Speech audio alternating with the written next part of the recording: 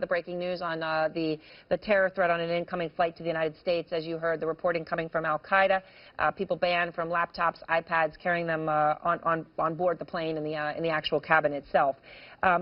What can you tell us about this? Well, Erin, we've not been briefed, but as the reports are indicating, the Department of Homeland Security is looking at this issue. We do all know from other news reports, not just about this, that there has been some concern for some time about electronic items being used to hide explosive devices and their threats to airline traffic. Yeah. So this is along the lines of things that we've heard concerns about before. And it certainly, if it occurs, shows that the Department of Homeland Security is tracing down these leads. A ban, of course, though, is a big move. And Al-Qaeda's chief bomb maker is based in Yemen, Al-Qaeda in the Arabian Peninsula. He's attempted bombing on passenger planes, including the Christmas Day underwear bomber to Detroit. Hearing that a security concern from Al-Qaeda in the Arabian Peninsula is causing a ban on virtually all electronics coming onto flights in a dozen airlines coming to New York, Detroit, Chicago, that feels very real, Congressman, and very scary. Absolutely. Absolutely. And when you look at, how, those who seek to do us harm have progressed, everything from the shoe bomber forward, this is all about getting the intelligence we need, applying it to, the type of protections and interventions that we can do, and then trying to lessen that threat. And this certainly sounds like it could be part of that. All right. I want to get to the other breaking news about the hearing. We all saw you there today. You were there when the FBI director confirmed for the first time that there's an investigation into possible links between the Trump campaign and the Russian government, and whether there was any actual coordination between the two. When you heard that, what did you think? Well, there's a couple things. I mean, first off, we'd already had hours of classified briefings from these two gentlemen and from the FBI director himself. This hearing was the effort from the chairman to bring forward this discussion, this debate, in a public forum, in a public fashion, so that people would understand what we're dealing with in the Intelligence Committee on this important issue of possible collusion with the Trump campaign, and the issue, which is even more important, of how do we assess the Russians' attempts to affect the outcome of our elections, and how do we intervene in the future to protect the electoral process. So you support that investigation going all the way to its conclusion, that they should be looking into any possible links, or coordination was the word the FBI director used?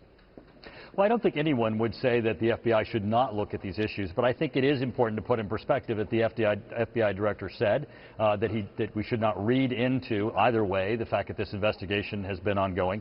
And it's been ongoing since June. One shocking thing of this is that's an admission from the FBI director that as we came to the end of the campaign, he had both the Clinton campaign and the Trump campaigns and their nominees, the Republican and Democrat nominee, under investigations with the FBI. That certainly is shocking when you look at that context. Well, it's embarrassing perhaps for the country, but when people say when there's smoke, there's fire, one of our panelists just said it, and others have been saying it today. Do you agree with that?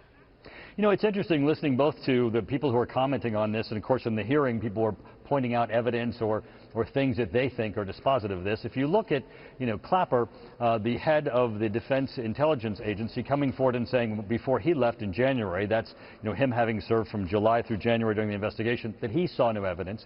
The chairman of the Intelligence Committee openly saying at the end of the hearing, we've seen no evidence, and we're asking the FBI and the Intelligence Community to come forward.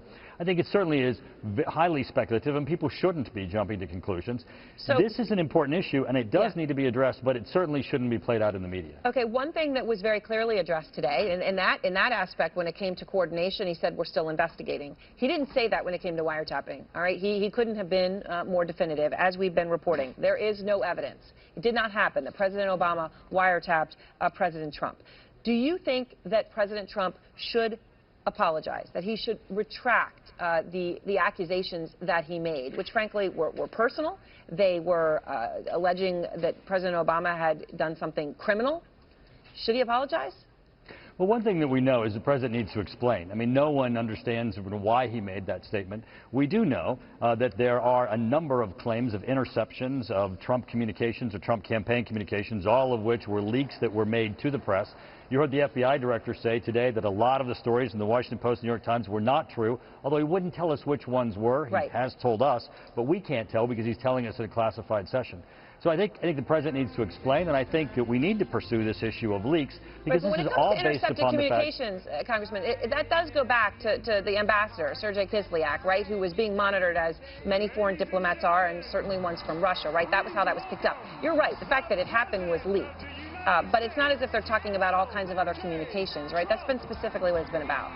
No, actually, the Washington Post and the New York Times have ran articles claiming other communications having been captured, which, again, you have the FBI director saying, I can't tell you which one of these are true and which one are not, but if you look at the news reports, they're claiming a number of communications were captured, all of which I think go to the issue that crimes have have occurred, people have broken laws for these leaks, and we need to stop the leaks also.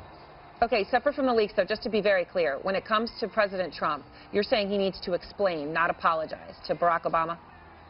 Well, I mean, at this point, I think the ball's in his court. We've had the FBI director say, that there's been no evidence. The chairman of our committee, ranking member, on a bipartisan basis, came forward and said no evidence. I think on the Senate side, it had the same. I think the ball's in the president's courts to explain, what did he mean by this Trump, and why is this tweet, and why is he saying that? All right. Thank you very much, Congressman. I appreciate your time.